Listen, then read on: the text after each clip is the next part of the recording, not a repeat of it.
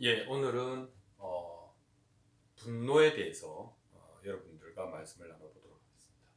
제목은 분노 무조건 피하고 보자 이렇게 정했습니다.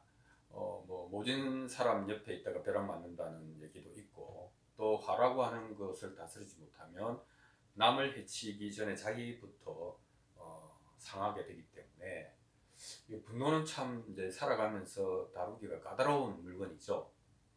그래서 이제 분노에 대해서 그 속성, 그다음에 우리에게 미치는 영향, 그리고 우리가 어떻게 이것을 잘 이제 관리해 나갈지에 대해서 한번 얘기해 보겠습니다.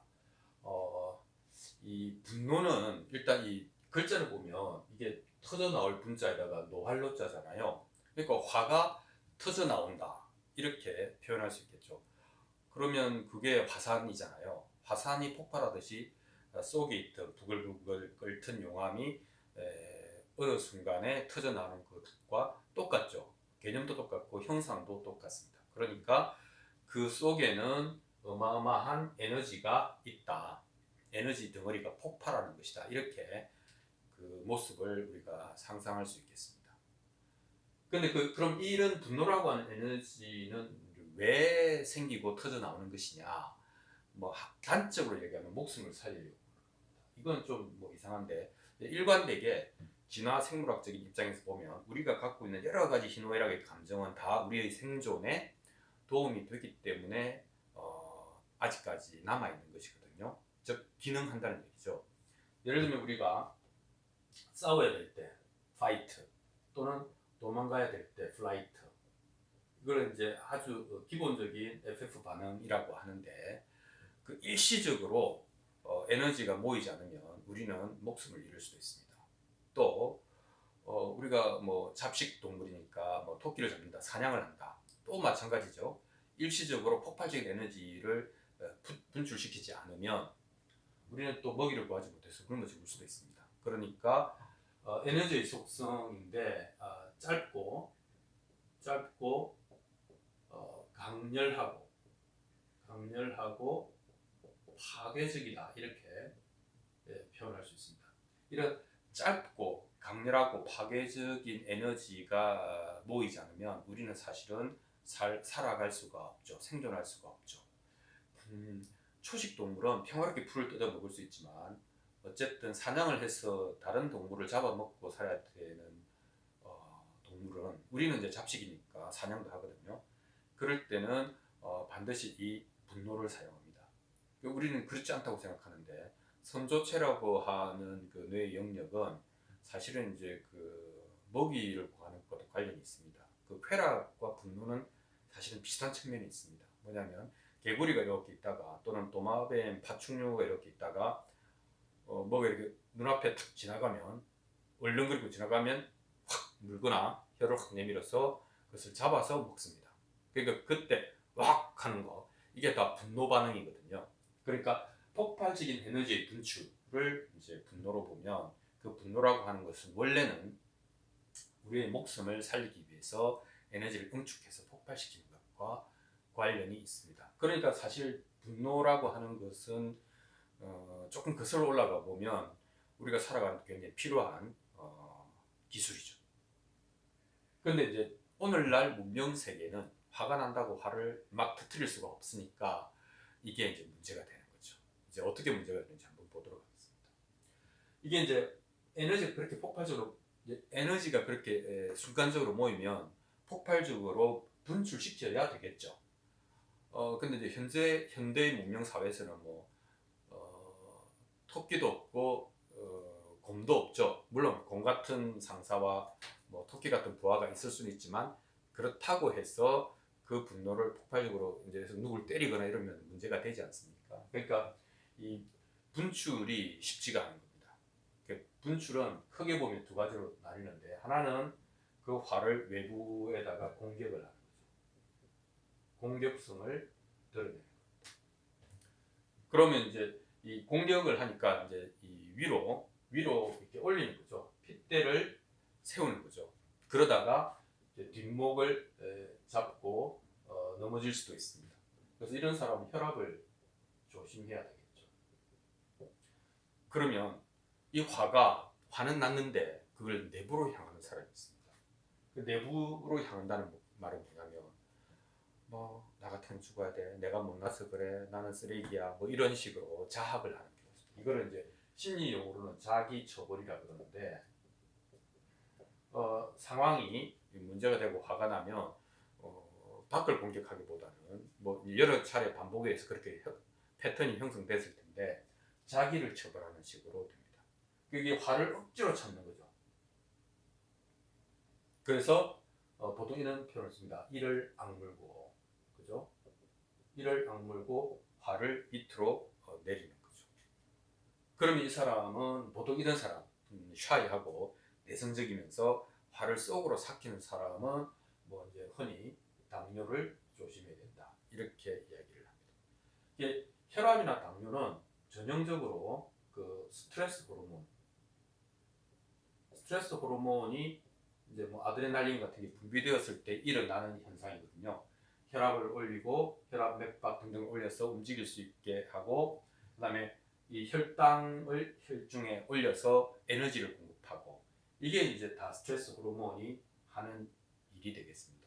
그러니까 우리가 이제 일단 분노 반응이 이제 우리 마음에서 일어나면 몸은 즉각 움직일 수 있도록 준비를 하는 거죠. 그래서 아드레날린이라는 스트레스 호르몬, 그다음에 혈압, 그다음에 혈당, 이런 것들이 혈관 속에 준비되면서 이제 혈압이 확 올라가는 거죠.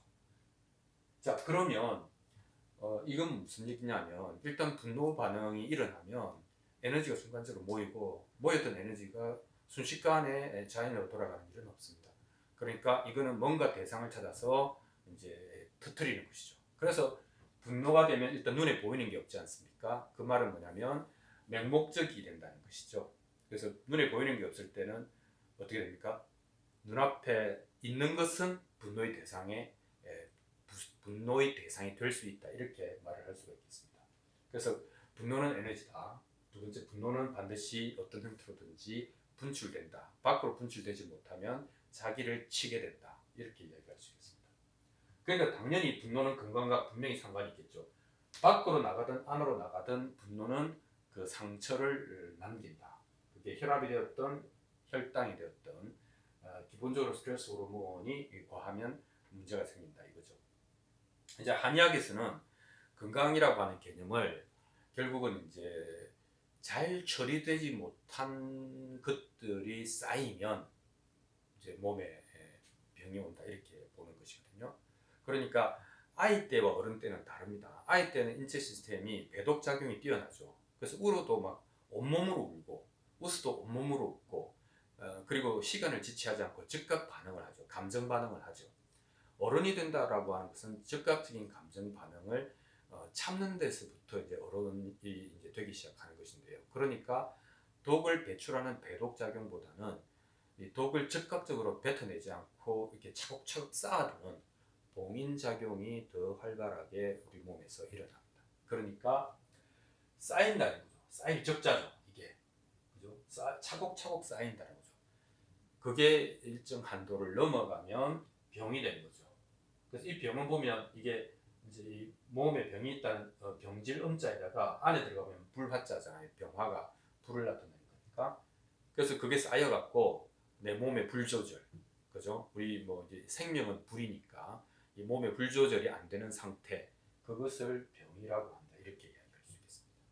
그리고 병이 깊어져서 병을 다스리지 못하고 깊어지면 이 쌓인 것이 어느 정도냐면 바위가 세개화되는 산처럼 딱딱하게 굳어서 쌓이면 이걸 우리는 또 이제 굉장히 나쁜 암이라고 이야기를 하는 것이죠. 그런데 이게 다 무엇과 상관되는가 하면 스트레스 호르몬과 상관이 있다는 겁니다. 즉 우리가 이제 보통 스트레스 받으면 아드레날린이나 코르티졸이나 이런 것들이 이제 호르몬이 분비가 되는데, 이런 것들은 기본적으로 아까 이야기한 혈압을 올리고 혈중의 당이라든지 노폐물들을 끌어올려서 에너지로 태우려고 하는데, 이런 것들이 오래 누적이 되면 무슨 일이 생기는가 하면 이게 쌓이는 겁니다. 어떻게 쌓이느냐? 이것은 실제로 이제 혈관, 내장, 그리고 피하, 우리 모든 곳에 이것들의 흔적이 쌓이게 되는 것이죠. 그래서 이 호르몬이 그 혈액을 우리가 어디로 보내느냐에 따라서 우리 몸 상태가 달라지는데, 스트레스 상황이 항상적으로 되면 우리 혈액은 주로 뇌나 근육으로 가죠. 왜냐하면 이거는 보고 판단하고 이건 움직여야 되니까 뇌나 근육으로 혈액이 다 보내지게 됩니다. 그럼 반대편은 부족하겠죠. 어디냐면 우리의 목 아래, 먹는 거, 그죠? 그래서 이제 식욕, 그다음 먹은 거 소화된 거 흡수, 그다음에 나머지 배설, 이런 것과 그다음에 수면, 잠자는 것, 이런 것들과 관련된 곳에 이제 혈액 순환이 잘 안 되게 됩니다. 이렇게 되면 어떻게 됩니까? 이 전부 오장육부잖아요. 장기잖아요. 내부 장기. 그러니까 내 속이 썩어 문드러진다, 이런 표현을 쓸 수도 있는 겁니다. 그렇게 해서 화를 터뜨리나 화를 참으나 똑같습니다. 그래서 이게 오래되면 장기들의 혈액순환이 나빠지고 그런 것들이 쌓여서 병이 되고 암이 된다, 이렇게 표현할 수가 있겠습니다. 자, 그러면 원래는 목숨을 살리려고 아주 짧은 시간에 폭발적으로 만들어진 이 에너지를 우리는 같은 목적에 사용할 수 없으니, 문명사회에서는, 그러면 우리는 건강을 위하여 혹은 내 마음을 위하여 우리는 이걸 어떻게 다스려야 되느냐, 그걸 한번 이야기해 보도록 하겠습니다. 우선은 급한 불을 꺼야 되지 않겠습니까? 그럼 뭡니까? 안전하게 분출해야 됩니다. 그러니까 이 분출될 수밖에 없는 에너지를 어떻게 안전하게 분출하느냐. 그러니까 주먹 다짐을 할 수 없으니까 우리가 보통 안전하게 분출하는 가장 좋은 방법을 운동이라고 하죠. 어떤 사람들은 2시간 정도의 격렬한 운동, 이런 표현을 쓰는데요. 근데 요즘은 이제 또 명상이 또 각광을 받는다고 하고, 여기는 이제 심호흡 같은 것도 포함되어 있죠. 물론 여기 무슨 음악, 영화 감상, 목욕 등등등등 내가 좋아하는 것을 함으로써 심신의 안정을 구하는 것은 가장 좋지만, 기본적으로 안전한 분출이라고 하는 것은 아까 이렇게 모인 폭발적인 에너지를 잘 써줘야 되기 때문에 수문을 열어주는 효과는 결국 운동이 제일 좋다, 이런 표현을 하겠습니다.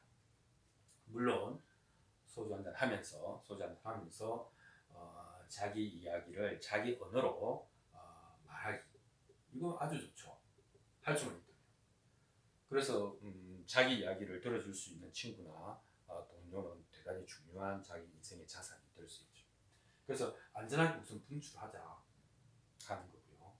두 번째는 이제 이런 게 있습니다.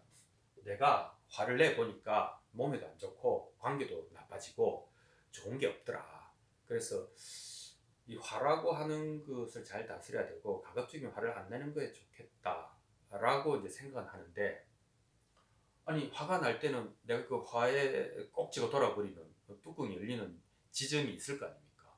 그럼 그걸 보고도 내가 참는다? 그러면 이제 이게 어떤 얘기가 되는가 하면, 화가 나한테 뭐 좋다고 말하는 것은 아니지만, 그 화가 날 때 화를 내지 않으면 나는 정체성이 어떻게 되는 거냐? 그럼 나다운 나? 이런 게 어떻게 되냐? 이렇게 되는 거죠. 화낼 때 화내고 좋아할 때 좋다고, 좋을 때 좋다고 말하고, 그게 나 아니냐? 그게 아니고 이래도 저래도 그러면 나는 누구냐? 이제 이렇게 되는 거죠. 그래서 종합하자면, 화를 참는 게 좋다고 생각되지만 화를 참다 보면 나를 포기하는 느낌이어서 나는 누구인가라고 하는 문제에 살짝 걸리게 됩니다. 그래서 사실은 이게 분노가 올라올 때 이제, 그래서 마지막으로 이 나는 누구인가에 대한 그것과 관련된 관찰이라고 하는 것을 이야기할 수 있습니다. 그러니까 우선 안전하게 분출해야 되니까 그 장소에서 빠져나와야 되겠죠. 화가 나는 장소, 화가 나는 사람과 계속 있으면 화가 더 나겠죠. 그러니까 슬그럽게 빠져나와라. 두 번째는 운동을 하든지 뭘 하든지 내부의 압력을 낮춰라. 그죠? 그 다음에 이제 근데 내가 왜 화를 내지 생각해 보면 이게 화가 해롭다는 건 알지만 화를 내야 될 상황에는 내야 된다라고 하는 생각이 있거든요. 그 생각을 한번 생각해 보고, 세 번째는 이제 종합적으로 내가 어떤 포인트에서 이성을 잃어버리는지 꼭지가 도는지 뚜껑이 열리는지 눈에 보이는 게 없는지 인내의 끈이 뚝 하고 끊어지는 소리가 나는지 그 지점을